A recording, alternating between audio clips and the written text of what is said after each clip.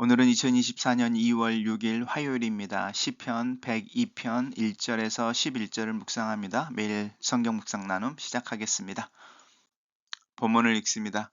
여호와여, 내 기도를 들으시고 나의 부르짖음을 주께 상달하게 하소서. 나의 괴로운 날에 주의 얼굴을 내게서 숨기지 마소서.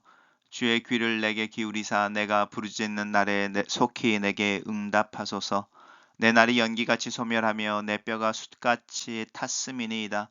내가 음식 먹기도 잊었으므로 내 마음이 풀같이 시들어 말라 버렸사오며 나의 탄식 소리로 말미암아 나의 살이 뼈에 붙었나이다.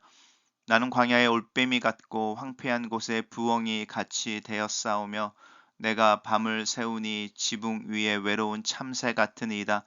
내 원수들이 종일 나를 비방하며 나를 대항하여 미칠 듯이 날뛰는 자들이 나를 가리켜 맹세하나이다. 나는 죄를 양식같이 먹으며 나는 눈물 섞인 물을 마셨나이다. 주의 분노와 진노로 말미암음이라. 주께서 나를 들어 던지셨나이다. 내 날이 기울어지는 그림자 같고 내가 풀의 시드름 같으니이다. 오늘의 시편은 시인이 하나님 앞에 자신이 처한 상황과 자신의 상태를 구구절절하게 기도하고 있습니다. 여호와여, 내 기도를 들으시고 내 부르짖음을 주께 상달하게 하소서라고 하는 부분이 기도로 시작이 되어지고 있습니다. 어떤 형편이길래 라고 우리가 이제 질문을 던지게 되는데, 나의 괴로운 날이라고 부르는 부분, 그리고 주의 얼굴을 내게 숨기지 마소서라고 하는 부분 속에 이중적 관계가 있습니다. 왜냐하면 내가 고난을 당하는 이 괴로움이 하나님의 주권 안에 있는 것이라면, 그래서 하나님의 얼굴을 나를 향하여 숨기고 있기 때문이라면 이라고 하는 현실에 하나님의 주권에 대한 이야기가 하나가 있고, 하지만 이 괴로운 날에서 벗어나는 방법은 하나님의 얼굴이 나를 향하여 다시 해처럼 비춰나는 것인데 라고 하는, 하나님께만 내 소망이 있는데 라고 하는 이 하나님에 대한 필요, 이 두 가지가 괴로운 날에 주의 얼굴을 내게 숨기지 마소서라는 표현 속에 들어 있습니다.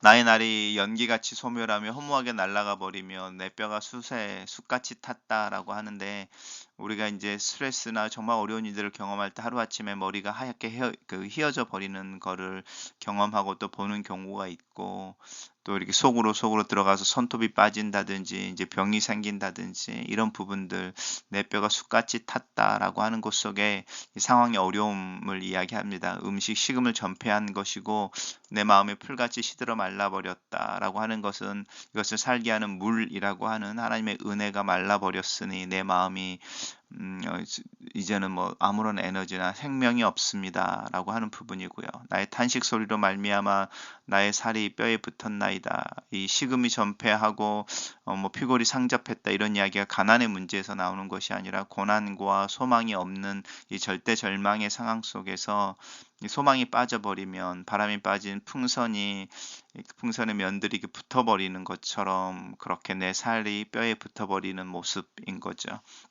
그 상황이 이 광야의 올빼미 같고 황폐한 곳에 부엉이 같고, 이 밤을 홀로 새우지만 외로운 참새와 같아서 홀로 있습니다. 내 원수들, 내 이웃에 있는 이들은 나를 비방하며 나를 대항하듯 밀치듯이 오히려 날뛴다. 나의 형편을 위로하고 도움을 주기보다는 오히려 비방하며 맹세한다. 나를 가르쳐 나는 저 사람처럼 되지 않겠다든지, 죄악을 향하여 하나님으로부터 징계를 받는 저 사람처럼 되지 않기 위해서 너희는 믿음으로 살아야 된다든지, 나를 예로 사용하여 자신들의 삶의 어떤 경종을 울리는 걸로 쓰고 있음에 대한 한탄인 거죠.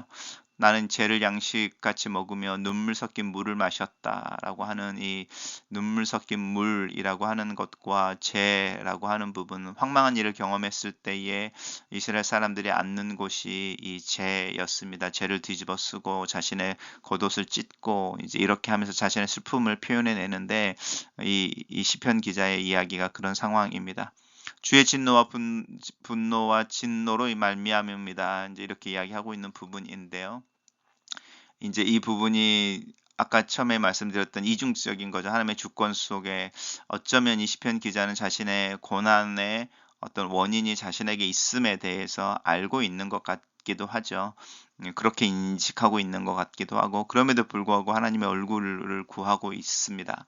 주께서 나를 들어 던지셨다라고 하는 부분. 하지만 내 날이 기울어지는 그림자 같고 풀의 시드름 같이 내가 소멸해 가고 있으니 하나님의 진노를 거두시고 하나님 나를 향하여 당신의 얼굴을 다시 돌이켜 주십시오라고 기도하고 있습니다. 단락을 요약해 보겠습니다. 시인은 자신이 처한 곤경 속에서 자신의 황폐하고 상한 마음을 표현하며 하나님의 돌아오심, 도움을 요청한다. 이렇게 정리해 봤습니다. 묵상 나눔입니다. 시인은 부르짖어 구원을 호소해야 할 만큼 고통의 정점에 서 있습니다. 그의 기도가 하나님께 꼭 상달되어야만 하는 절박한 상황 속에 있습니다. 하나님께서 자신에게 그의 얼굴을 감추고 계신다고 느낍니다. 이제 더 이상은 견딜 수가 없습니다. 하나님께서 그의 얼굴을 시인에게 돌리시고 시인의 부르짖음에 응답해야만 하는 상황입니다. 하나님만이 희망이 되며 소망이 되는 상황 속에서 시인은 하나님께 더 이상 숨지 말아 주실 것을 간청합니다. 더 이상 지체하지 마시기를 간구합니다. 시인에게는 남은 힘이 얼마 없다고 고백합니다. 삶을 사는 중에 내 숨이 목까지 차오를 때 그 절박함이 절망이 아니라 하나님을 향한 소망이 되게 하는 것이 믿음입니다. 시인의 마음, 의지, 감정 그리고 정신이 모두 말라버린 상태입니다. 타오르는 고통에 음식을 먹을 수도 없는 상황입니다. 피골이 상접한 상태입니다. 수명이 연기같이 소멸되는 것을 감지합니다. 망해가는 시인을 아무도 가까이 하지 않습니다. 그는 홀로 광야의 올빼미 같은 또 올빼미 같고 부엉이 같이 홀로 긴 밤을 외롭게 그리고 처절하게 고통을 감내하고 있습니다. 욥처럼 친구도 가족도 다 떠나 버렸습니다. 이럴 때에 하나님마저 외면하신다면 시인에게는 더 이상 출구가 없습니다. 만약 내가 이런 상황이 있다면 나는 무엇을 하며 어떻게 내 믿음을 지킬 수 있을까요? 시인의 고통에 악인들은 시인이 하나님이 시인을 버린 것이라고 조롱하고 있는 상황 같습니다.